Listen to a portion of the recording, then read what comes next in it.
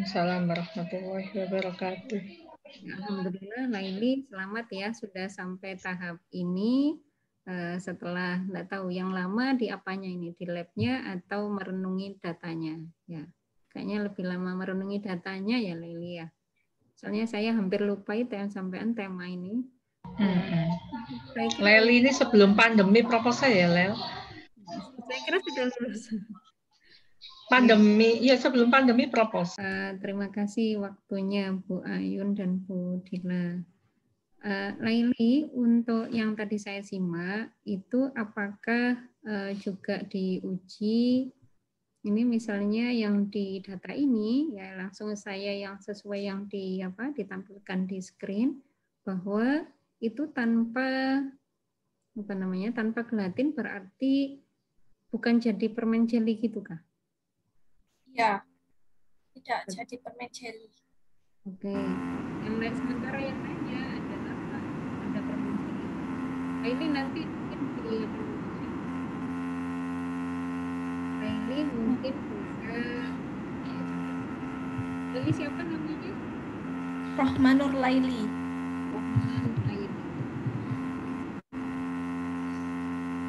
Mut aja kecuali pas jawab aja supaya nanti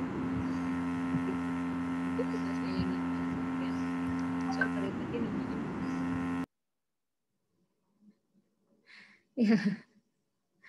Ya, Laili, menurut Laili, apa ini yang menyebabkan kira-kira menyebabkan antioksidannya ini turun dari proses gelatin dan tidak gelatin? Begini, apakah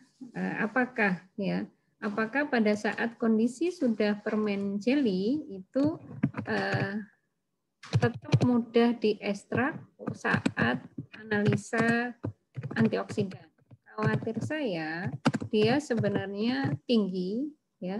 Dia sebenarnya tinggi antioksidannya, cuman dia terjebak pada material gelatin atau material permen jelly sehingga pada saat pengukuran itu kemudian tidak terbaca. Itu kekhawatiran saya karena di anak-anak yang permen kelor juga terjadi demikian. Coba diceritakan apakah pada saat sampel analisa itu apakah semua sampel bisa larut sempurna pada material pada regen sehingga dianalisis menggunakan apa ini metode apa yang digunakan untuk antioksidan tesnya? Di PPH, oke ya. Dengan DPPH, oke. Coba sekarang pikirkan apakah tadi sampelnya Laili bisa larut semuanya pada saat pengukuran menggunakan metode DPPH. Nah, khawatir saya itu antioksidannya belum bisa keluar semua dari bahan gel, dari bahan permen gel, gitu ya. Nah, coba terangkan, memungkinkan nggak apa yang dugaan saya tadi itu? Coba kemukakan dengan menghubungkan apa yang sampean alami atau sampean amati pada saat analisa DPPH.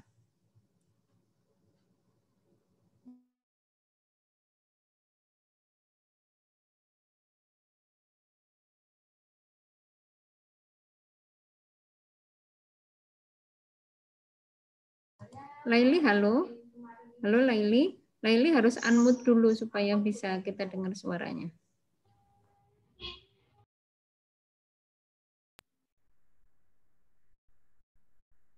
Waktu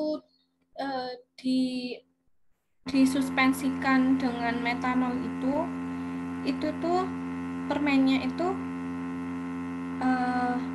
ada yang setelah ada kan bentuknya tuh besar, agak besar, 1 gram itu agak besar gitu Bu.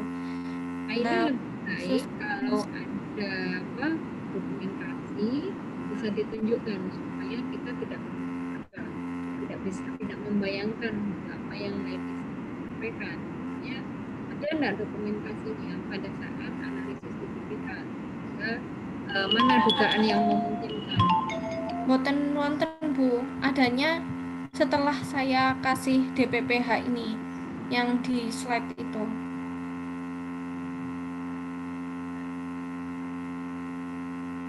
Coba Laili dulu ya, Laili pikirkan dulu tadi pertanyaan dari saya ya. Oke.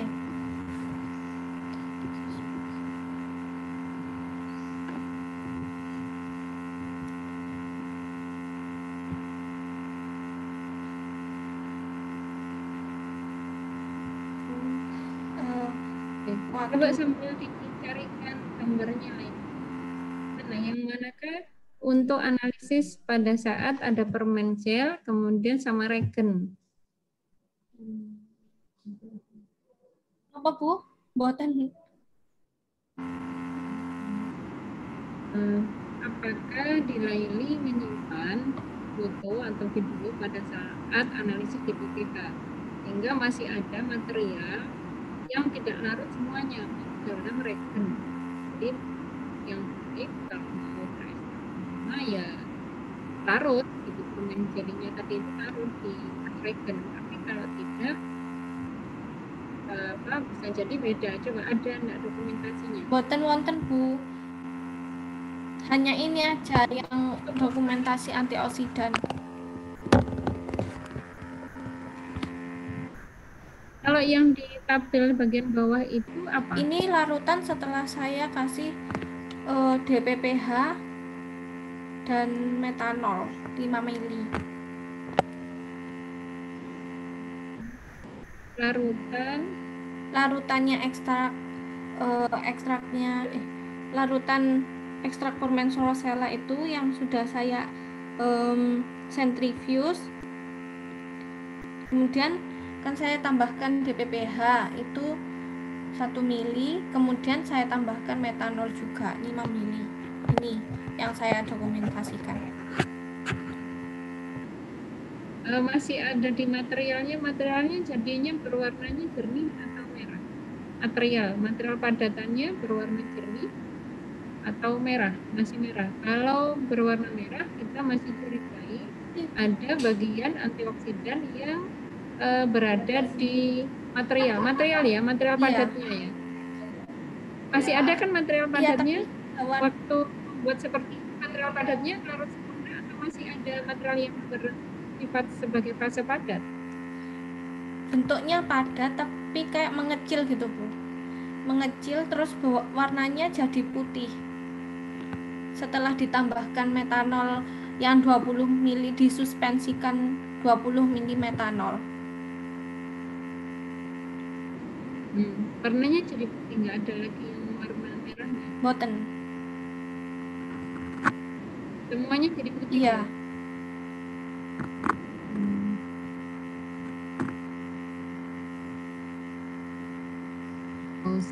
Kalau kondisinya seperti itu berarti memang ada bukan kecurigaan. Jadi apa yang tadi Laili sampaikan lebih baik ada dokumentasi yang disajikan di bab 4. Misalnya, ini sisa materialnya menjadi berwarna putih, ukurannya menjadi kecil, itu menunjukkan itu bukan lampiran di bab 4 karena untuk membahas bahwa memastikan bahwa kita kepinginnya antioksidan zat yang berfungsi sebagai antioksidan sudah terekstrak semua di dalam larutan sampel, larutan yang mau diujikan menggunakan metode DPPH. Itu lebih baik ada begitu supaya menguatkan. Nah, kalau seperti itu berarti kemungkinannya adalah seperti yang tadi disampaikan pada saat diskusi sebelum saya masuk bertanya. Berarti kemungkinan memang ada kerusakan ya. Gitu Kak. Coba diulangi tadi apa yang saat disampaikan oleh Bu Dila dan Bu Ayun, bahwa ada apa yang bisa diceritakan bahwa kondisinya ini turun, konsentrasi antioksidannya turun. Karena rosellanya saya kan juga belinya sudah kering, itu juga bisa jadi antioksidannya menurun juga. Terus setelah waktu pembuatan permen jelly itu pemanasannya banyak gitu Bu. Waktu ekstrak rosella juga dipanaskan. Waktu pembuatan permen jelly pun juga dipanaskan gitu.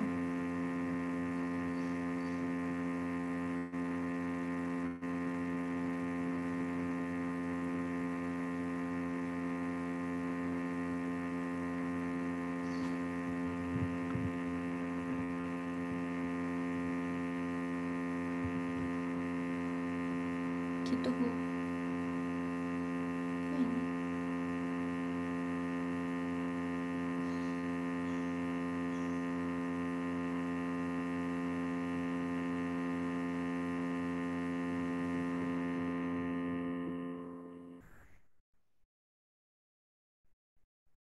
Sebentar, saya ditunggu dulu, saya pindah ruangan soalnya ramai.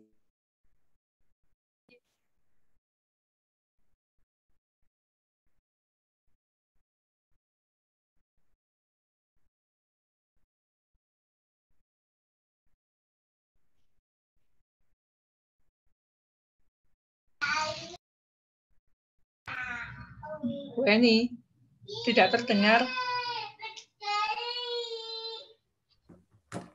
Sudah saya jelaskan Bu. Jadi waktu antioksidan itu apa? Karena Barusan pindah ruangan karena di posisi semula ramai. Oh ya. Tadi sudah bisa saya tangkap apa yang jadi jawabannya Laili. Kemudian dari sini, kalau tadi dihubungkan seperti yang Bu Ayun cerita, ya memang, tapi biasanya kita masih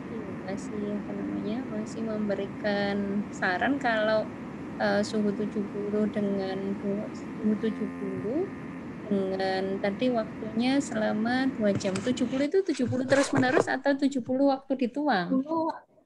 Dituang 70 kemudian didiam, sudah ditunggu sampai dingin, atau 70 itu terus menerus sampai, oh bukan 2 jam ya, 20 menit ya. 70 derajat itu waktu selesainya Bu. Oh, waktu selesainya. Jadi waktu awal memberikan interaksi panasnya tadi itu berapa derajat? Di bawah 70, tapi nanti kan lama-lama naik jadi 70, nanti dikecilkan lagi gitu Bu. Jadi artinya selama 20 menit itu 70 itu dibiarkan terus. Iya. Derajat. Iya Bu.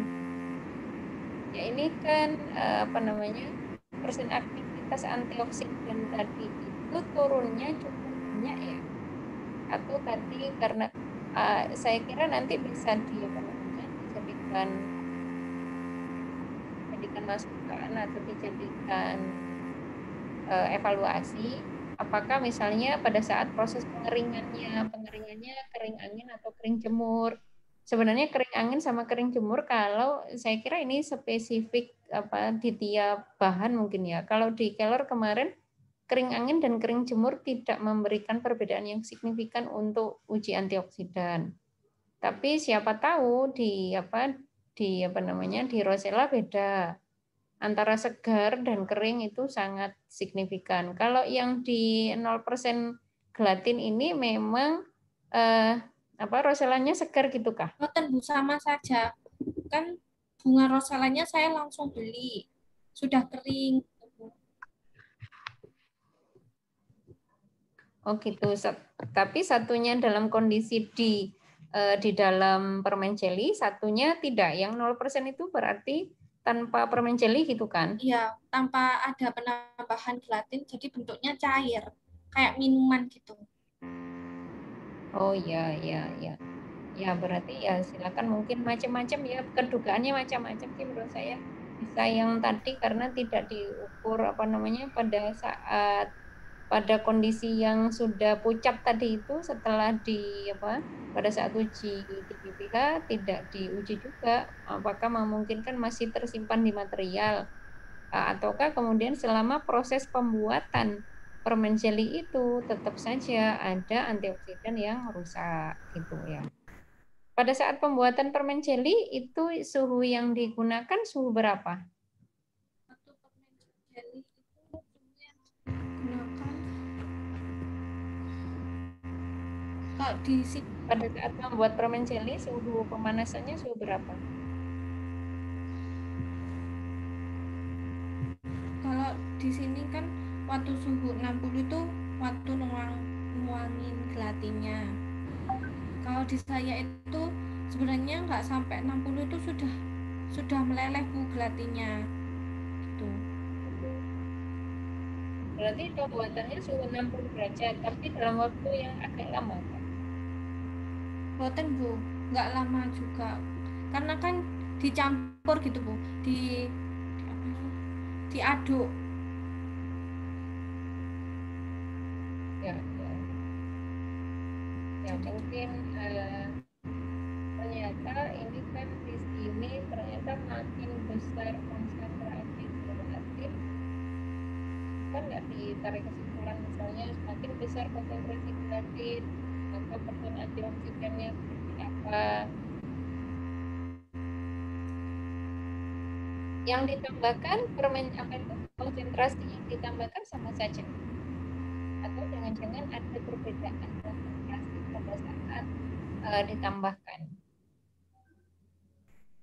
Kalau misalnya, apakah benar? Kalau misalnya konsentrasi gelatinnya 25% berarti sebenarnya konsentrasi rosellanya menjadi kurang, menjadi lebih kecil, begitu? Ini yang disamakan berat atau apa ya? Yang disamakan pada saat membuat sampling, membuat sampel-sampel 0%, 5%, ini beratnya, berat atau volume atau gimana? Misalnya yang 0% gelatin, 0% gelatin kan berarti dia fasenya cair. Itu berapa sampel yang digunakan? Yang ketika 5%, 10%, 15% seperti apa?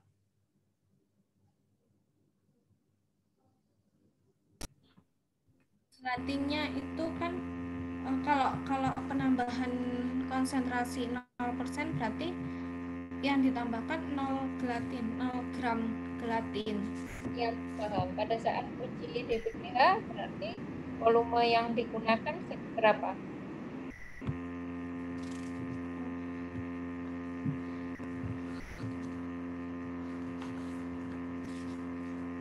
Artinya begini, Laili. Menurut saya, apakah memungkinkan nanti ketika kita mensejajarkan atau membandingkan begini, apakah benar-benar bisa diterima secara teknis bahwa ini memang boleh dibandingkan, memang bisa dibandingkan. Khawatir saya ada teknis, ada pekerjaan teknis di lapangan yang sebenarnya oh ini butuh dikalikan faktor pengenceran, yang ini oh tidak perlu dikalikan faktor pengenceran karena tentu saja misalnya 5% ini kemudian sampean ini dulu ya, sampean ekstrak dulu pakai metanol, habis itu cairannya diambil dengan volume yang sama dengan yang 0% gitu. Paham pertanyaan saya? 0% itu juga saya suspensikan dengan metanol juga Bu, sama. Iya, tapi kan berangkatnya satunya dari padatan, satunya yang sudah permen jeli itu berarti sudah berupa padatan. Sementara kalau yang pada 0% itu sudah kondisi ekstrak, sudah kondisi cairan. Jadi dia lebih pekat. Artinya ketika menyamakan ini memang nanti harus dilihat. Teman harus melihatnya bahwa ini memang layak untuk disamakan, dikalkulasi sama sehingga kita jangan sampai mengambil kesimpulan yang kurang tepat. Saya. Itu ya. Nanti sampean lihat lagi mungkin bersama pembimbing untuk kemudian melihat bahwa membandingkan begini ini dari mulai awal sampai kemudian di saat analisa itu memang setara atau enggak. Kalau yang 5%, 10% saya kira bisa karena dari sudah jadi permen jeli, kemudian dilarutkan di metanol, kemudian diambil, nah dan seterusnya itu akan sama. Tetapi yang satunya kan fase cair, yang 0% itu kan fase cair. Nanti bagaimana satunya fase padat, satunya fase cair, ketika itu dibandingkan, sepertinya pasti beda, gitu loh maksud saya. Gitu. Bentar. Ketika yang konsentrasi gelatinnya 0% ini kan bukan permen jeli kan? Ada gel-gelnya. Ada gel-gelnya, gelnya siapa? boten tidak bentuk gel, Bu. Jadi kayak minuman gitu, Bu. Artinya kan cair kan? Iya, cair. Anggap aja itu justru itu material itu pada 0% itu justru adalah bahan ketika kalian mau membuat permen jelly pada 5%, 10%, 15% itu ada pertemuan nambah gelling agent kan gitu ya, pembuat yang bisa membuat gel dulu kan gitu ya. Ya. Sementara pada saat 0% itu adalah material induknya gitu. Material ekstrak awal atau hasil dari maserasi lah atau dari hasil ekstraksi yang tadi panas 70% kemudian jadi selama 20 menit itu kan sama semuanya sama ya. Nah, maksud saya ketika membandingkan seperti itu, khawatir saya memang ada kekurang tepatan karena satunya yang sudah kondisi fase cair, satunya kondisi sudah dalam bentuk padat. Dalam bentuk padat masih harus diekstrak, mestinya akan gini dan seterusnya. Itu maksud saya. Sehingga kita bisa ini jane bisa benar-benar dibandingkan atau tidak gitu. Kalau menurut saya, kalau ini dari yang 0% adalah bentuk sarinya, gitu, sari rosella, misalnya, sementara 5%, 10% itu adalah bentuk yang sudah jadi permen jelly, ya pastinya itu lebih bagus yang pada saat, misalnya, pada saat pada saat masih kondisi cair, misalnya begitu. Belum lagi kalau kemudian jelly ini bisa jadi dianggap ya, kalau di saya kan ada begitu, dianggap dia bisa menyerap ya, menyerap saya asumsi ya, kan di saya membuat bit-bitnya juga dari gel kan gitu. Nah itu bisa kemudian justru di saya itu saya pakai, saya anggap sebagai rilis lambat karena memang ternyata ketika material itu saya masukkan ke dalam jelly saya yang saya buat dari selulus bit itu, memang kemudian keluarnya nggak bisa cepat. Itu loh maksud saya. Sehingga pada saat 5%, 10%, 15% itu bisa dibandingkan, sementara dengan 0% tidak mungkin bisa dibandingkan karena satunya berada di dalam material, satunya tidak berada dalam material. Itu maksud saya. Oke, mungkin nanti Bu Ayun bisa menimbang-nimbang ya Bu Ayun. Halo, menimbang pakai apa ini? Bang Badan. Kalau di saya pasti terjadi perbedaan Bu Ayun karena di saya kan tinjauannya adalah tinjauan berada di dalam adsorben, satunya justru kalau di saya tanpa diukur diukur ini saja sudah di saya kajiannya pasti beda karena satunya rilis lambat, satunya justru tidak berada dalam material pembawa gitu maksudnya. Jadi apakah nanti mungkin cukup 5%, 10%, 15% saja yang dibandingkan, sementara 0% tadi itu bukan untuk membandingkan nilai sehingga kita tidak tidak terjebak pada justru berarti turun. Apakah memang benar turun? Kalau kecepatan lepasnya memang kalau di kajian saya pasti turun, Bukan berarti kandungan antioksidannya turun, tapi lepasnya memang tidak bisa karena terjebak dalam material gitu. Iya.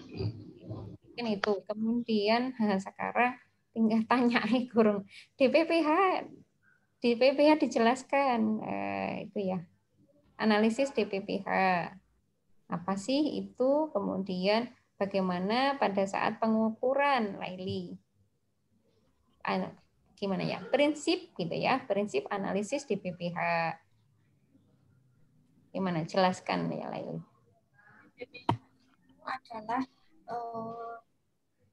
metode DPPH itu kan uji antioksidan itu kan untuk mengetahui seberapa sampel dapat menetralkan radikal gitu kan Bu. Nah DPPH sendiri itu mengandung H+ yang radikal itu jadi permen rosella itu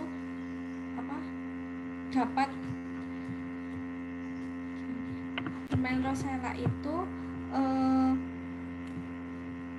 bereaksi dengan DPPH itu, jadi diketahuinya aktivitas antioksidan. Oke, coba dan pikirkan dulu, kemudian coba lagi menjawab. DPPH itu singkatan apa? Dan siapa di sana yang singkatan dari apa? DPPH. Gimana Bu? Suaranya kepanjangannya dari DPPH apa? kepanjangannya 1.1,1 divenil sebentar. 1.1 divenil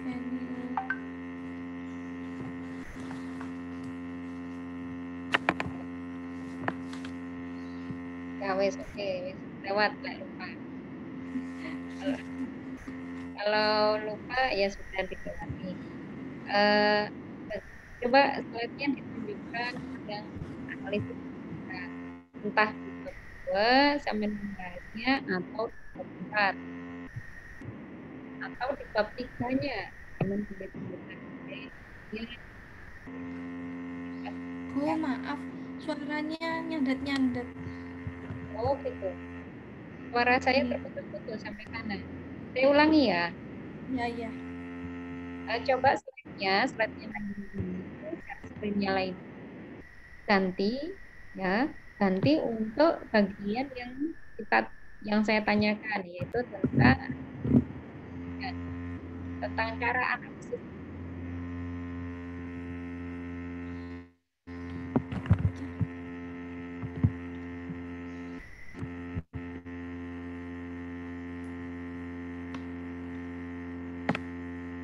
Maaf, bisa diulangi lagi. Sebentar saya pakai headset lagi.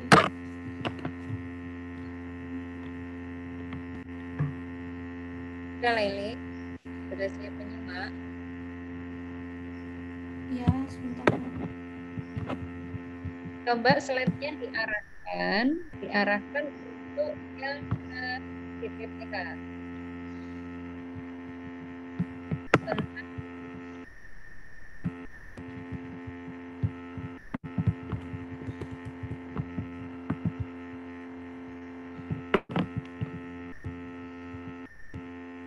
Tentang cara analisisnya ya, ke metode analisis.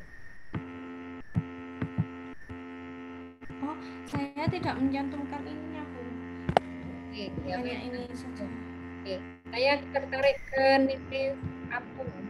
Coba nilai APU SNI. Nilai apa, Bu? SNI. SNI-nya permen jelly. Bukan. Yang tentang SNI-nya yang tadi nilai APU, kadar APU. Oh, kadar. Bukan, kadar APU-nya besar ya? Iya, kadar APU-nya besar. Oke. Kadar APU besar ini yang ada permen jelly-nya. Yang ada apa, Bu? Permen jelly-nya.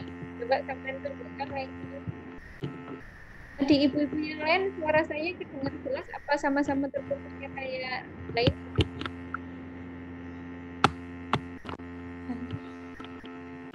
Bu, nilai kadar APU sangat tinggi. iya, untuk yang gelatin komersialnya. Kalau yang gelatin chicken bone-nya boten, Bu, masih masuk dalam SNI-nya itu.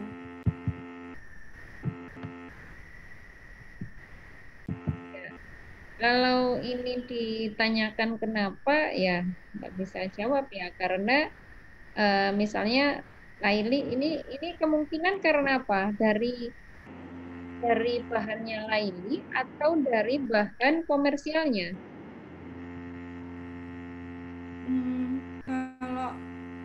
menurut saya dari komersialnya, Bu. Kemungkinan apa ya? Mungkin mineralnya itu banyak. Padahal ini Laili ujinya destruksi basah apa destruksi kering? Kadar abu langsung ditanur apa pakai destruksi basah? Saya itu Bu ngujikan, tanurnya ngujikan Bu, karena nggak dapat waktu tanur di UIN, jadi saya ngujikan itu pakai awalnya itu pakai ini Bu, pakai kadar air dulu, terus setelah itu kadar abunya. Ya, maksud saya mereka menguji dengan cara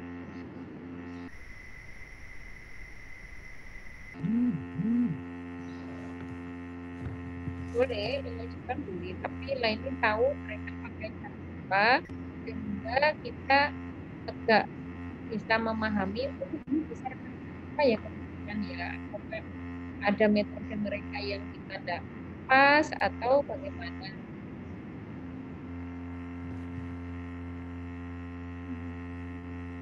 Oke, kalau lama sama aja. Pokoknya nanti naskah lainnya harus kan diuji pakai cara apa. Meskipun Laili dapatnya menggunakan tidak apa-apa, tapi Laili sebutkan bahwa itu pakai apa. Kemudian terakhir untuk yang tadi apa namanya, yang tadi prinsip kerjanya pada DPPH dari uji antioksidan, bagaimana? Oh, yang DPPH. Ya, uji antioksidan. DPPH. Apa? DPPH gitu. Oke, teman uji antioksidan ini pakai apa sih? DPPH. Uji Ya. antioksidannya boleh sampai tampilkan yang ada di PPT atau boleh sampai tampilkan yang ada di naskah. Bisa nggak? Di naskah ada nggak? ada. Ada. Oke, sampai tampilkan. Bisa tampilkan? Ini stop share dulu. Ya, ya. Bisa dari stop dulu baru buka lagi. Terus ya, ya sudah terakhir ini. Itu Bu Ayun setelah umroh. Kadar abunya lumayan tidak tepat, tidak menggembirakan untuk yang komersial ya Bu Ayun ya. Nah, sebentar saya cek.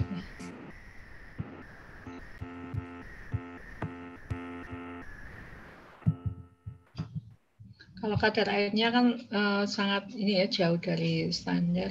Kalau kadar abunya tadi saya lihat sudah yang gelatin komersial malah tinggi ya. Iya. Ini kan patut dicurigai, apa ini berarti tambahannya? Ya, kayak apa ini ya? Apa ada campuran tepung apa ya? Kalau mineral itu Ya, apakah dia ini ya, apa kadang kalau gelatin komersial, apakah mereka menghancurkan tulang-tulang itu sehingga besar ini kadar abunya ya Bu En ya. Kalau kita kan rebus tulang, mengambil cairannya ya, ekstraknya ya. Ya, saya curiga kadang kalau pabrikan itu kan begitu. ya mereka pastinya tidak mungkin pakai cara manual yang tidak hemat energi, pastinya mereka pakai ekstraknya kan. menggunakan Iya, yang efektif ya tulangnya dihancurkan, terus ditambahkan air, diambil lagi, diambil ini ya, apa filtratnya ya, Bu En. Biasa jadi begitu. Itu untuk yang komersial. Komersial ini Leli apa? Ada mereknya nggak? Nggak ada ya? nggak ada mereknya. gelatin curah. ngeri Iya. juga yang komersial. Pernah tahu itu bentuknya kan ini ya, bentuknya sudah granul yang model-model seperti silika gel itu ya. kalau yang komersial. Begitu Bu Ayu. Iya, iya kayak serbuk gitu, kayak tepung terigu. Oke, Laili sudah bisa saya kembali ke situ. Bisa ditampilkan? Ini masih di PPT awal. Di stop dulu, stop screen-nya. Screen-nya di stop dulu, terus ganti. Oke, ganti yang naskah.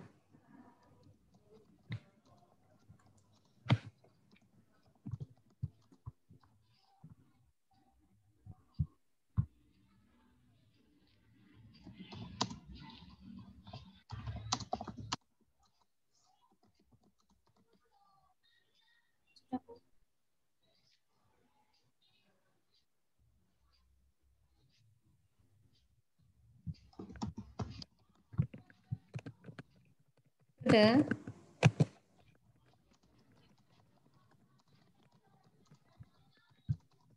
Ini saya sudah diingatkan Bu Elo. Ayo. Laili segera dijawab. Ayo Lel, cepetan Lel. Ini Bu Eni juga mau nguji lagi.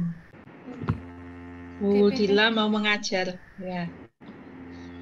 DPPH nggih Bu. DPPH niku radikal bebas yang stabil pada suhu kamar dan sering digunakan untuk menilai aktivitas antioksidan beberapa senyawa atau ekstrak bahan alam. Jadi ketika waktu menggunakan DPPH, metode DPPH itu antioksidan yang di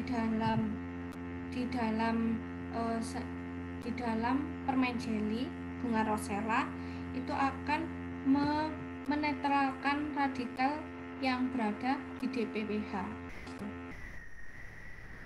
Oke, itu aja. Yang nanti terus dibaca oleh Yufi apanya? Yang dibaca Yufi-nya itu perubahan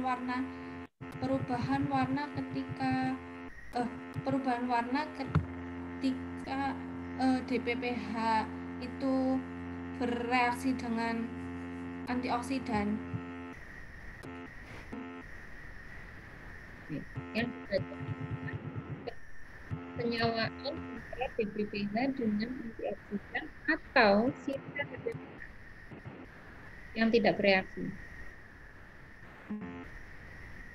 Gimana Bu? Pelajari lagi ya. Pelajari lagi. Banyak. Nanti tamdamaknya punya siapa? Catat ya Laili ya.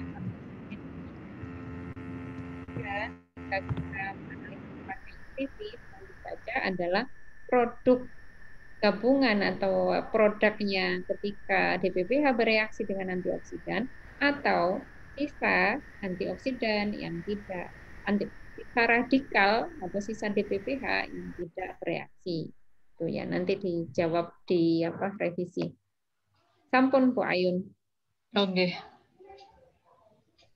Terima kasih Bu Eni. Oke, sami-sami Bu.